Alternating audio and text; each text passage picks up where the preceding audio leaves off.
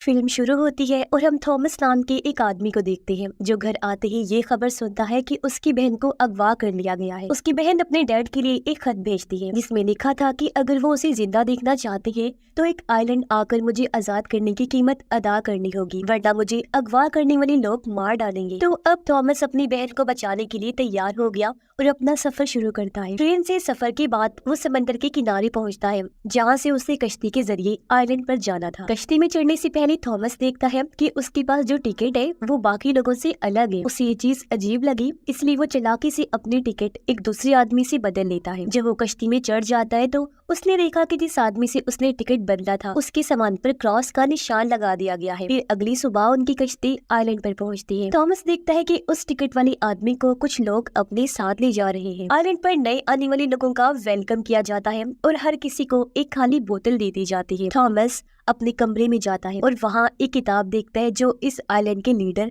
Malcolm ने लिखी होती है। मेलकम अपने आप को एंजल फरिश्ता कहता है जो यहाँ आकर बना था और खुद को आइलैंड का फादर समझता है। आइलैंड में रहने वाले अक्सर लोग वो हैं जो किसी न किसी जुर्म या किसी और वजह से गवर्नमेंट से भागकर यहाँ आकर छुप जाते हैं। अगली सुबह थॉमस आइलैंड की डॉक्टर से मिलता है जो मेलकम की ही बेटी है। वो देखता है कि कुछ लोग उसी आदमी को बंदी बनाकर ले जा रहे हैं और उसकी हालत भी बहुत खराब है। बाद में थॉमस चर्च चला जाता है जहाँ आइलैंड के सभी लोग मौजूद थे। यहाँ मेलकम अपनी और अपने दो दोस्तों की कहानी सुनाता है कि किस तरह वो इस आइलैंड पर आकर रहने लगे, जिसके बाद ये पूरा आइलैंड आबाद हुआ। मेलकम कहता है कि मैं और मेरे दोस्त मुजरिम थे, लेकिन हम जेल से भाग निकले और इस आइलैंड पर आकर रहने लगे और देखो हमारी जिंदगी कितनी खुशहाल है। वो बताता है कि इस आइलैंड की गॉडेस ने न सिर्फ हमें बचाया बल्कि मुझे एंजल के तौर पर चुन लिया। मेलकम आइलैंड के लोगों को यकीन दिलाता है कि यहाँ कोई टैक्स नहीं है, न पैसों का लेन देन, न ही कोई जंग लड़ी जाती है। यहाँ के लोग पूरी तरह से आजाद है। इसी टाइम चर्च के बाहर एक औरत गुजर रही होती है जिसे सिर्फ थॉमस देख लेता है, पर हैरत कोई और इंसान उसे देख नहीं पा रहा था। मगर फिर मेलकम भी उस औरत को देखता है और फिर उसने थॉमस की तरफ देखा जो पहले से ही उस औरत को देख रहा था। दूसरी तरफ उस आदमी को जिसे उन्होंने पकड़ रखा था उसके सामान में उन्हें कोई पैसे नहीं मिलते और उन्हें समझ आता है कि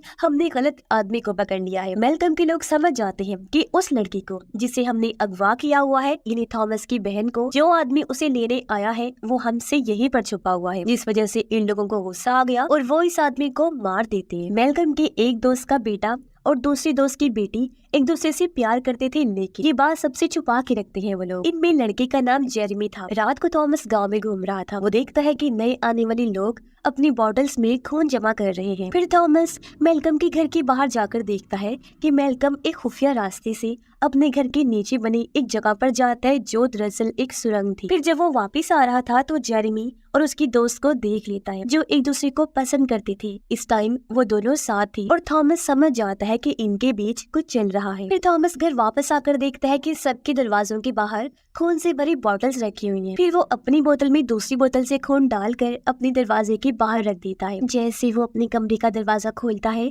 चाबी से उसका हाथ जख्मी हो गया और कुछ खून जमीन पर गिर जाता है। पर जब वो कमरे में चला गया तो उसी वक्त एक औरत आकर वो खून चाटना शुरू कर देती है जो काफी भयानक दिख रही थी। थॉमस फिर मेलकम की किताब का एक सफा फाड़कर गांव का नक्शा बनाता है उसके पीछे। इसके बाद हमें जंगल में दूर दराज एक घर दिखाया जाता है जिसके सामने से सुरंग की दूसरी साइड से मेलकम निकलकर बाहर आता है। इस घर और सुरंग के रास्ते की निगरानी एक बहुत ही डरावना आदमी कर रहा था जो मेलकम का सर्वेंट था और अब मेलकम घर के अंदर चला जाता है। अगली सुबह जेरेमी थॉमस को काम पर ले जाने आता है और उसका शुक्रिया अदा करता है कि उसने अब तक उनके रिश्ते के बारे में किसी को नहीं बताया। थॉमस जेरेमी से अपनी बहन के बारे में पूछता है। अब पहले तो जेरेमी कुछ नहीं बताता, लेकिन जब थॉमस उसे मार पीट करके पूछता है तो जेरेमी बताना शुरू करता है। वो कहता है कि 1 महीने पहले मेलकम और उसके 2 साथी, जिनमें मेरा बाप और मेलकम का दोस्त शामिल था, वो तुम्हारी बहन को अगवा करके यहाँ लाए थे ताकि तुम्हारे बाप से तुम्हारी बहन को लौटाने के बदले ढेर सारे पैसे ले सके। आगे वो बताता है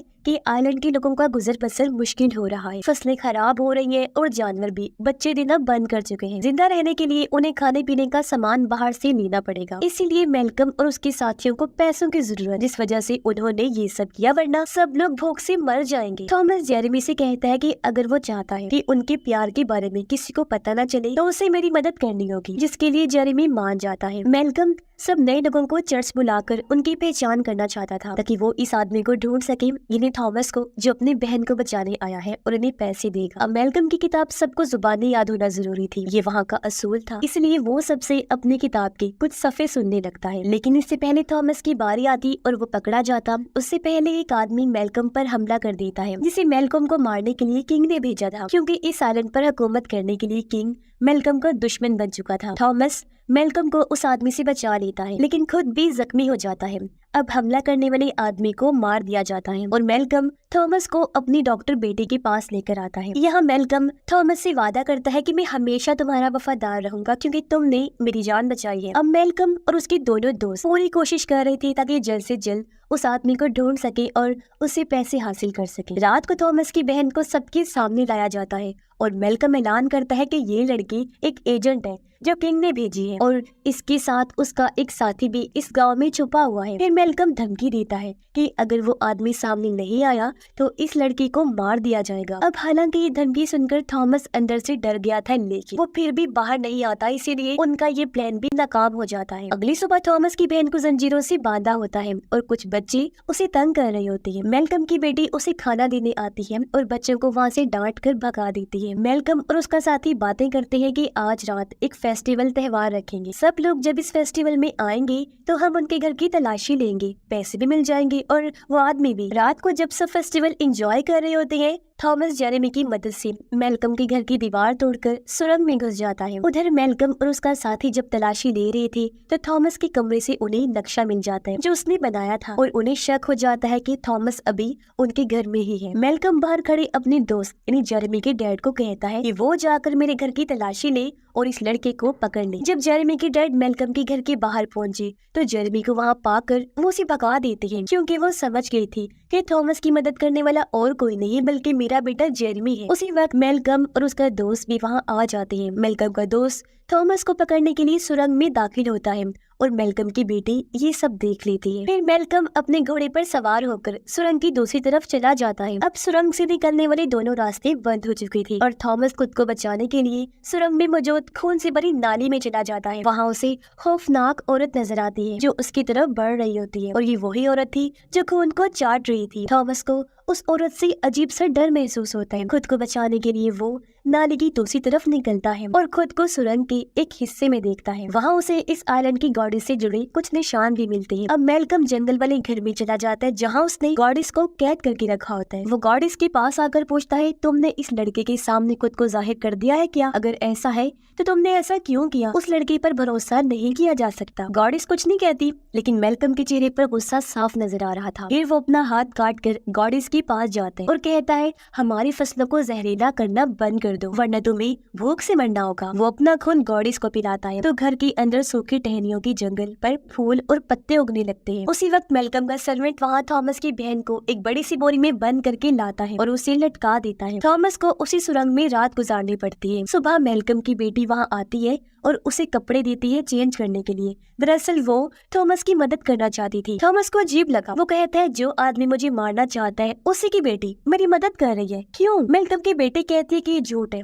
मेरे डैड कातिल नहीं हो सकते। तब थॉमस उसे बताता है कि तुम्हारा बाप एक बुरा इंसान है और झूठा एंजल बना हुआ है और उसी ने मेरी बहन को अगवा करके यहाँ कैद किया हुआ है। अब मैल्कम की बेटी को थॉमस से हमदर्दी थी और वो उसे सूखे हुए खेतों में लेकर जाती है और कहती है कि यहाँ तुम्हें कोई ढूंढ नहीं पाएगा, ये फसलें जहर से तबाह हो चुकी है और यहाँ कोई नहीं आता, तुम बिल्कुल महफूज रहोगी यहाँ पर। मैल्कम अपने दोस्त के घर जाता है, लेकिन उसका घर खाली पड़ा था क्योंकि वो अपना सारा सामान लेकर वहाँ से जा चुका था। फिर मैल्कम समंदर किनारे जाता है जहाँ उसका वही दोस्त वहाँ से जाने के लिए अपनी कश्ती तैयार कर रहा था। वो मैल्कम से कहता है कि अब उसे मजीद इन सब चीजों में नहीं पड़ना, मैं अपने बेटे को लेकर यहाँ से जा रहा, यानी कि जेरेमी को। मैल्कम उसे रोकता है और कहता है, हम तीनों ने इस आइलैंड को मिलकर बनाया है, तुम उसे ऐसे छोड़कर नहीं जा सकते। दूसरी तरफ जेरेमी अपने दोस्त के घर आया तो वो उसे बताती है कि मैं तुम्हारे बच्चे की माँ बनने वाली हूँ। जेरेमी अब उसे कोई चीज देना चाहता था जो देने वो बाहर जाता है, पर तभी यहाँ उस लड़की के डैड आ गए। उन्हें भी पता चल चुका था कि मेरी बेटी बेटी प्रेग्नेंट है। वो अपनी बेटी से कहते हैं कि ये बच्चा तुम्हारी मौत की वजह बनेगा, लेकिन उसकी बेटी कोई बात नहीं मानती। पर जब जेरेमी वापस आया तो देखता है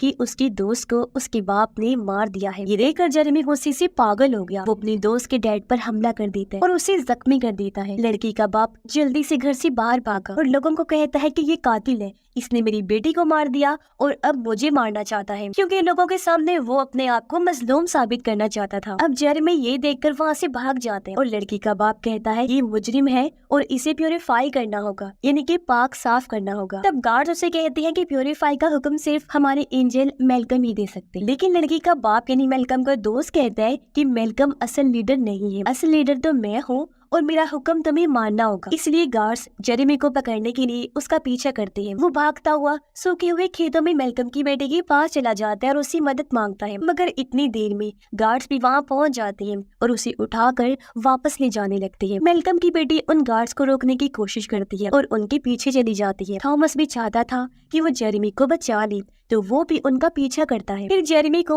मेलकम की गद्दार दोस्त के पास लाया जाता है, जहाँ वो कहता है कि हमें फौरन इसे प्योरीफाई करना होगा। फिर प्योरीफाई के नाम पर वो उसे मार देते हैं, हालांकि मेलकम की बेटी उन्हें रोकती भी है और फिर यहाँ थॉमस को भी पकड़ लिया जाता है। इसी दौरान मेलकम और उसका दोस्त यानी जेरेमी के डैड भी वहाँ पहुँच जाते हैं, लेकिन तब तक बहुत देर हो चुकी थी और जेरेमी मर चुका था। जेरेमी के डैड उसके लिए बहुत रोते हैं। तब मेलकम का दूसरा गद्दार साथी अपने गार्ड्स को कहता है कि इसे यहाँ से ले जाओ। मेलकम अपने उस साथी से कहता है कि ये सब तुमने ठीक नहीं किया और असली लीडर मैं ही। तब उसका साथी जवाब में कहता है कि तुम नहीं बल्कि मैं हूँ असली लीडर। वो मेलकम को लोगों के सामने बुज़दिल और कमजोर साबित करने के लिए कहता है कि ये एक झूठा एंजल है और इसी की वजह से आज हमें बुरे दिन देखने पड़ रहे हैं। फिर वो मेलकम को कहता है कि अगर वो असली लीडर है तो अपने आप को साबित करें, जिसके लिए तुम्हें सबके सामने थॉमस को खत्म करना होगा, जो चीज तुम्हारी बेटी भी देख। जब मेलकम थॉमस को मारने के लिए आगे बढ़ा तो उसकी बेटी बीच में आकर उन्हें रोकने की कोशिश करती है, पर मेलकम कहता है कि नहीं, अब यही ठीक होगा कि हम इसे मार दें। लेकिन इससे पहले वो थॉमस को मारता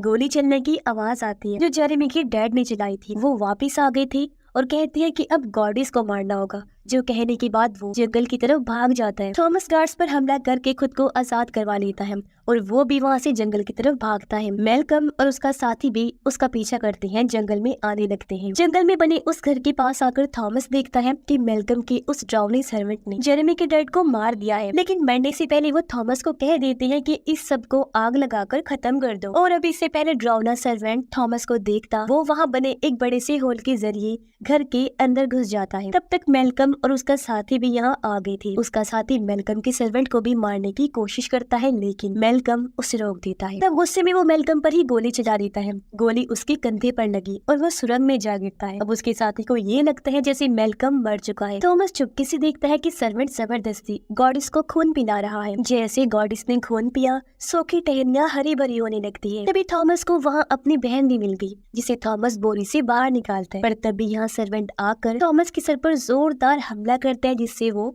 बेहोश हो गया। अब मेलकम का साथी अंदर आकर थॉमस की बहन को ले जाता है, जिसके बाद वो मेलकम के घर जाकर उसकी बेटी को भी गिरफ्तार कर लेता है। जब थॉमस को होश आया तो वो अपने आप को ग्राइंडर मशीन के साथ बंधा हुआ पाता है। अब इससे पहले मशीन उसे पीस के रख दी। खुशकिस्मती से उसकी रस्सी खुल गई और थॉमस आजाद हो जाता है। वो आजाद तो हो गया था, लेकिन उसका हाथ बुरी तरह जख्मी हो गया था। लेकिन किसी तरह वो ड्राउने सर्वेंट को रस्सी से बांधकर ग्राइंडर मशीन में जबरदस्ती डालकर उसे मार देते हैं। फिर वो गॉडिस के पास जाते हैं, जो उसे कहते हैं कि तुम आ गई हो, मुझे तुम्हारा ही इंतजार। फिर गॉडिस उसका सर पकड़कर उसे वो सब दिखाती है जो मेलकम और उसके दोनों दोस्तों ने यहाँ आकर किया था। उन्होंने गॉडिस को पकड़कर कैद कर लिया और उस पर बहुत जुल्म किया। फिर गॉडिस थॉमस को कहती है, अब प्लीज इन सब चीजों से मुझे आजाद कर दो, मेरी जान छुड़वा दो। ये सुनकर थॉमस गॉडिस को आग लगा देता है और वो जलकर खत्म हो जाती है। ऐसा होते ही गांव के घरों में भी आग भड़क उठी और सब कुछ जलकर खत्म हो जाता है। अपनी जान बचाने के लिए लोग गांव से निकलकर कश्तियों की तरफ जाने लगते हैं। मेलकम भी बच गया था और वो भी वहाँ से निकलने लगता है। उधर मेलकम के साथी ने थॉमस की बहन और मेलकम की बेटी को चर्च में बंद कर रखा होता है। वो मेलकम की बेटी से कहता है कि मैंने ही गॉडिस को ढूंढा, मैंने ही उसके बारे में सब जानकारी हासिल की, मैंने ही उसे कैद किया और ये पता लगवाया कि अगर हम उसे खून पीने के लिए दें तो बदले में वो हमें क्या कुछ दे सकती है। अब पहले पहले तो हम उसे जानवरों का खून देते रहे, पर जब उसने काम करना बंद कर दिया, यानी कि गुस्से में कि हमने उसके साथ ऐसा किया, तो फिर हमें इंसानी खून की जरूरत पड़ी जो हम उसे दे सकते थे। हमने ऐसा किया भी उसे इंसानों का खून देने लगी। गॉडेस बस एक मशीन है, हम उसे फीड करते हैं, खून पिलाते हैं और बदले में हमें माला माल कर देती है वो। और अब मैं तुम दोनों को भी मार कर उसे फीड करवाऊंगा। फिर वो दोनों लड़कियों को मारने ही वाला था कि थॉमस वहाँ पहुंचकर उस पर हमला कर देता है। दोनों लड़कियां भी गन से शूट करके अपनी जंजीरों को तोड़ देती हैं। मेलकम का साथी खुद को बचाने के लिए चाकू से थॉमस पर हमला करके बुरी तरह उसे जख्मी कर देता है। फिर दोनों लड़कियां अपनी जंजीरों से मेलकम की साथी का गला घोट कर उसे मार देती हैं। थॉमस काफी जख्मी था। वो अपनी बहन और मेलकम की बेटी से कहता है कि तुम दोनों भागो यहाँ से, जल्दी से जाओ, कश्ती तुम्हारा इंतजार कर रही है। थॉमस की बहन कहती है भाई हम तुम्हें यहाँ छोड़ के नहीं जाएंगे। फिर वो उसे भी अपने साथ लेकर कश्ती की तरफ जाने लगती है, पर थॉमस इतना ज्यादा जख्मी था कि उसका बचना मुश्किल लग रहा था और वो बीच में ही गिर जाता है। वो अपनी बहन से कहता है मैंने खुद से वादा किया था कि मैं भले ही जिंदा रहूं या ना रहूं, पर तुम्हारी जान जरूर बचा लूंगा। अब मेरी बहन बात को समझो, तुम्हें मुझे यहाँ छोड़कर अकेले ही जाना होगा। तब थॉमस की बहन और मेलकम की बेटी दिल पर पत्थर रख के कश्ती में जाकर बैठ गई और वहाँ से निकल जाती है। मेलकम भी वहाँ आता है और देखता है कि जहाँ जहाँ थॉमस का खून गिरा वहाँ नए पौधे उगने लगते हैं। ये देखकर थॉमस मुस्कुराता है और जमीन पर लेट गया, पर तभी बहुत सारे पौधे जमीन से निकलकर थॉमस से लिपट गए और उसे अपने अंदर समा लेते हैं। अब ये देखकर मेलकम भी मुस्कुराता है क्योंकि अभी साइलेंट का नया गॉड थॉमस बन चुका था। यहाँ के लोगों को अब भूख से मरना नहीं पड़ेगा क्योंकि थॉमस की वजह से उन लोगों के पास किसी चीज की कमी नहीं होगी। वो भी उन्हें माला माल कर देगा और ये आइलैंड हमेशा खुशहाली वाली जिंदगी गुजारेगा। और इसी के साथ इस फिल्म की कहानी भी इधर ही खत्म हो जाती है।